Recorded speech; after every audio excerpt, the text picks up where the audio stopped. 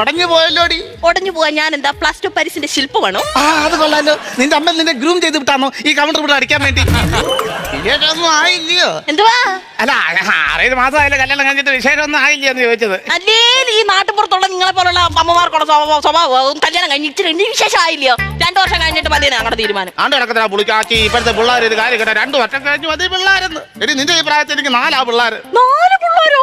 12 പിള്ളേരെന്ന് പറയാൻ തന്നെ എല്ലാ സെക്രട്ടറിയും 12, 13 അടിച്ചു കഴിഞ്ഞാൽ ക്ലീശ അടിക്കത്തില്ലയോ? അതുകൊണ്ട് ഞാൻ 4 ഒതുക്കിയത്. എന്നാലും പങ്കജാന്റി 4 പിള്ളേരെന്നൊക്കെ പറയുമ്പോ കല്യാണം കഴിക്കാൻ താമരട്ടെ 3-ാം ദിവസം എന്റെ കയ്യെ ചെറി പിടിച്ചു. അവിടുന്ന് പറഞ്ഞാണ് പൊടിമോൻ ഇങ്ങനെ മുട്ടുകാലം നടക്കുന്ന സമയത്താണ് അങ്ങനെ എന്നെ ഒന്ന് വട്ടം പിടിച്ചത്. അതാണ് വത്സല. അത് കഴിഞ്ഞിട്ട് ഇയാൾ ഇങ്ങോട്ട് വന്നിട്ട് എന്നെ സൂക്ഷിച്ചൊരു നോട്ടം. അതാ സുഷമ്മ. ഇത് ഞാൻ പറമ്പിൽ നിന്നപ്പോ എന്നെ വന്ന് വിളിച്ചപ്പോ ഞാൻ പറഞ്ഞു നിങ്ങളെ പണി നോക്കി പോണേന്ന് പറഞ്ഞാണ് രമണി. അല്ല പങ്കജാന്റി, ഈ 4 പിള്ളേരൊക്കെ വളർത്താൻ ഭയങ്കര പാടായിരിക്കും അല്ലയോ? 4 പിള്ളേരെ വളർത്താൻ ഭയങ്കര പാടൊന്നുമില്ല. പക്ഷെ ഇതുപോലെ കള്ളക്കഥ ഉണ്ടാക്കി